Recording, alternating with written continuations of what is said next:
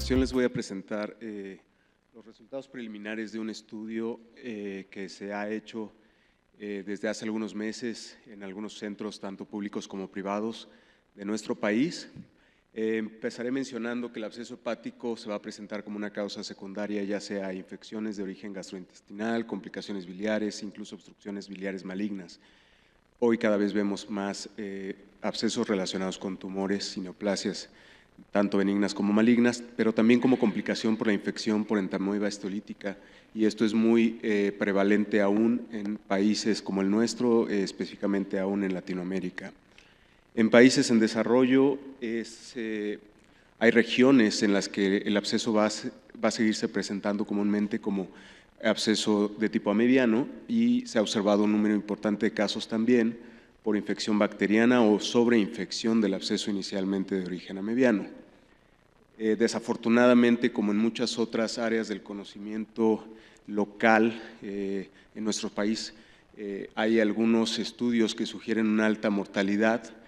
Son comunicaciones que reportan solamente algún centro en específico, o por ahí hay algunos estudios que reportan un par de centros.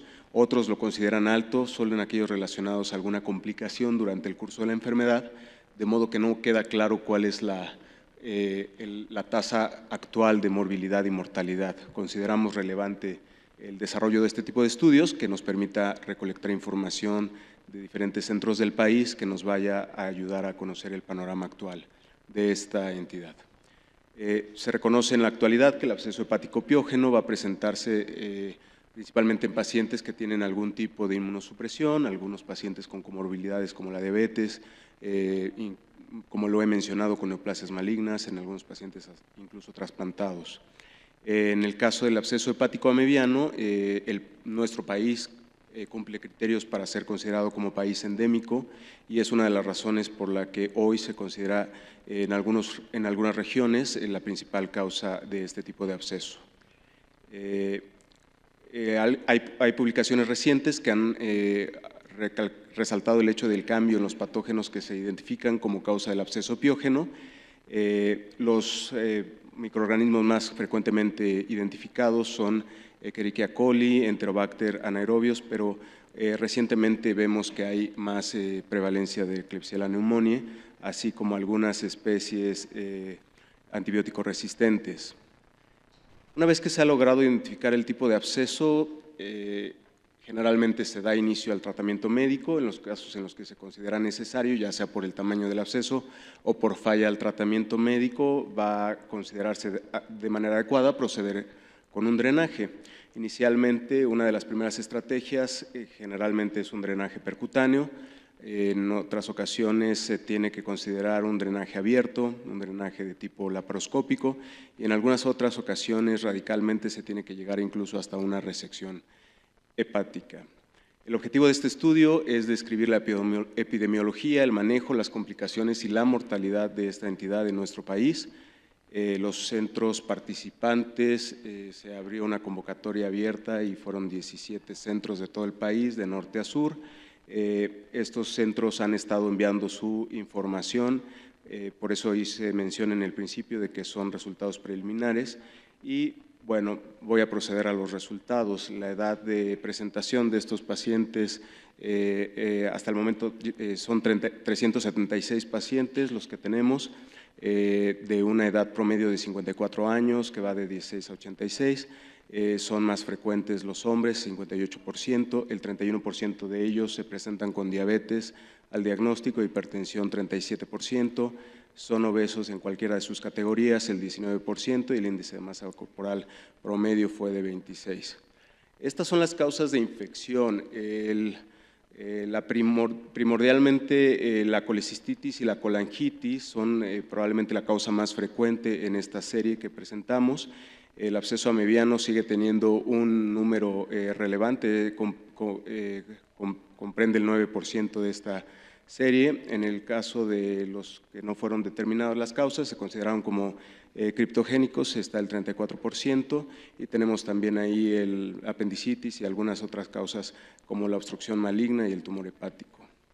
Estos pacientes se presentaron con fiebre en el 78%, el 91% de ellos con dolor, pérdida de peso 29%, ictericia el 25%, y de los marcadores bioquímicos disponibles vemos cómo tuvieron un promedio de leucocitos de 16, la glucosa tiene un rango ahí muy amplio, seguramente por los pacientes que se presentan con diabetes de manera no controlada. Una creatinina igualmente que tiene un rango amplio, el promedio fue de 2.6. Hay pacientes que llegan probablemente en un estado muy desnutrido. Esto nos habla de lo que mencioné hace un momento sobre las patologías previas que el paciente ya pueda tener. La cifra de las bilirrubinas totales es igualmente es un espectro amplio. Algunos se presentan con bilirrubinas muy cercanos a lo normal, abajo de 2. Sin embargo, hay algunos pacientes que pueden llegar a tener una cifra muy alta, así como de algún tipo de falla hepática aguda, como hígado de choque, una LT y una ST muy altas, la fosfatasa alcalina, igual en un rango de 16 hasta 1900, en algunos casos de obstrucción franca, y una GGT igualmente con un rango amplio.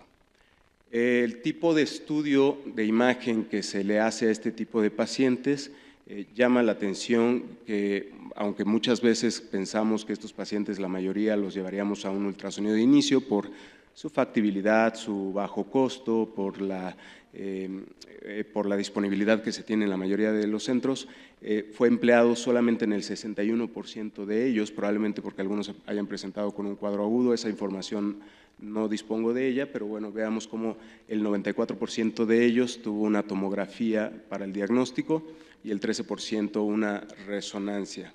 El tamaño promedio de los abscesos en conjunto para los que fueron más de uno fue de 8.4 centímetros, el volumen de 370 en promedio, y fue un absceso único en el 60% de los pacientes y fueron abscesos múltiples en el 39% de ellos. ¿Qué hacemos con los cultivos? Se le realizaron cultivo a 172 pacientes, esto es un poquito menos de la mitad de la muestra, y se encontró la serología en sangre positiva para AMIBA en 31 pacientes de ellos. En esta gráfica intento demostrar cómo en 66 pacientes de los que se hizo cultivo no se aisló ningún microorganismo como causa etiológica del absceso. La más frecuente en esta serie preliminar fue Escherichia coli, seguido de la Klebsiella pneumoniae, que como he mencionado anteriormente, no era de los patógenos más comunes que se reportaba previamente, y tenemos también ya algunos antibióticos resistentes, E. coli ble, Staphylococcus aureus, Streptococo es muy parecido a algunas series reportadas a nivel internacional. ¿Cuál fue la predilección de uso de antibióticos, ya sea con o sin ajuste al reporte de la selección, de la identificación de los microorganismos? En la mayoría de ellos se usó una combinación de cefalosporina de tercera generación, la mayor parte de ellos con metronidazol. Se utilizó en segundo lugar carbapenémicos, en el tercer lugar se utilizó únicamente metronidazol y algunos otros no descritos. El tiempo promedio de tratamiento fue de 14 días y en la gráfica de su derecha lo que mostramos es el tipo de drenaje que se realizó a este grupo de pacientes. En el extremo derecho, en la parte superior, el 16% de ellos no requirió ningún tipo de drenaje, únicamente se manejó con tratamiento antibiótico. Vemos como el 31% igualó casi a la técnica quirúrgica abierta, se utilizó con drenaje percutáneo, el drenaje laparoscópico en el 19% y solamente 2 de estos pacientes se sometieron a resección. Indagando un poco, estos fueron pacientes que se presentaron como un tumor abscedado y esa fue la razón por la que se llevó a resección. La clasificación de complicaciones, empleando la clasificación de Clavien-Dindot grado 3 o mayor, la presentó el 26% de los pacientes. El tiempo de estancia hospitalaria fue de 15 días en promedio y el rango de readmisión la tasa de readmisión fue de 14%. La mortalidad de estos pacientes que fueron sometidos a cualquier tipo de drenaje fue de 8% y la mortalidad a 30 días del 9.3%. Como mencionamos desde el inicio, esta es una iniciativa de la Asociación Mexicana con la intención de promover trabajos multiinstitucionales en los que podamos colaborar tanto instituciones públicas como privadas del país. La invitación está abierta para los siguientes estudios que podamos lanzar por parte de la asociación. Este estudio tuvo como objetivo incluir una patología que considerábamos de prevalencia intermedia probablemente, y estamos considerando pacientes que se pudiera recabar información de manera retrospectiva del enero de 2020 a diciembre del 2023. Las limitaciones del estudio, por su mismo diseño, pues es lo inherente al estudio, que es de naturaleza retrospectiva. Nos falta reclutar alrededor del 30% por parte de algunos de los centros participantes, y con esta información ya completa poder analizar la correlación de factores de riesgo para morbilidad y mortalidad. Sin embargo, aún con esta información podemos hacer algunas conclusiones preliminares. El absceso hepático sigue siendo un padecimiento relativamente frecuente en nuestro país y probablemente en Latinoamérica. La sensibilidad del cultivo para la identificación de los microorganismos que fueron los causales fue baja, reportada en esta serie. Estamos alrededor de 38%. Cerca de 15% de estos pacientes respondieron únicamente a tratamiento médico, no requirieron ningún tipo de intervención.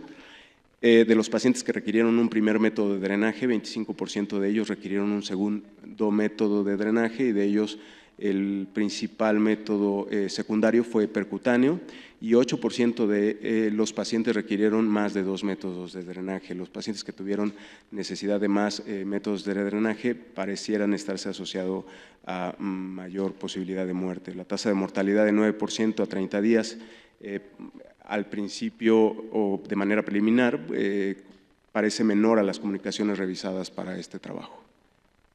Muchas gracias.